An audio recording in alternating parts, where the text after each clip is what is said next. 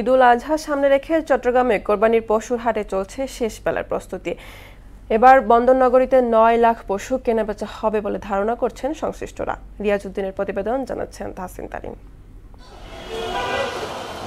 ঈদুল আজহাকে সামনে রেখে চট্টগ্রামের সাগরিকা, বিবিরহাট, বাদামতলী, কর্ণফুলী, পতেঙ্গা ও কালুরঘাট সহ অন্তত ১৪টি স্থানে চলছে শেষ সময়ের প্রস্তুতি। কোথাও চলছে ত্রিপল বা ছাউনি স্থাপন কাজ, কোথাও আবার বানানো হচ্ছে গবাদি পশু রাখার ঘর।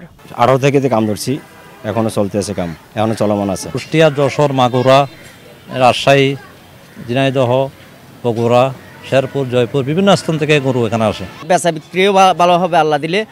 আপনার আইন শৃঙ্খলা বাহিনীও ঠিক আছে। আমাদের টার্গেট আছে 29 তারিখ 28 তারিখ আমাদের কাজ কিনে দেবো ত্রিপল সহকারে। সিটি কর্পোরেশনের অধীনে 9 এবং জেলা প্রশাসনের অধীনে 6টি অস্থায়ী হাট বসানো হচ্ছে। নিরাপত্তা তদারকিতে সিসিটিভি ক্যামেরা এবং ব্যবস্থাপনায় থাকছে মেডিকেল টিম, স্যানিটেশন কর্মী ও পরিচ্ছন্নতা ব্যবস্থা। যে সাপোর্ট তাদের দরকার সেটা আমি লিখে দিয়েছি। বিশেষ করে সেখানে পানির ব্যবস্থা খুব দরকার, নলকূপের ব্যবস্থা দরকার, লাইটের ব্যবস্থা দরকার, মাটি ভরাট সহ ময়লা আবর্জনা পরিষ্কার। তো সব মিলিয়ে সেগুলো তাদেরকে আমি স্ব জায়গায় তাদেরকে বলে দিয়েছি, তাদেরকে যাতে সাহায্য করা হয়। জেলা প্রাণী সম্পদ অফিস জানায়, এই বছর চট্টগ্রামে কোরবানির পশুর চাহিদা প্রায় 9 লাখ।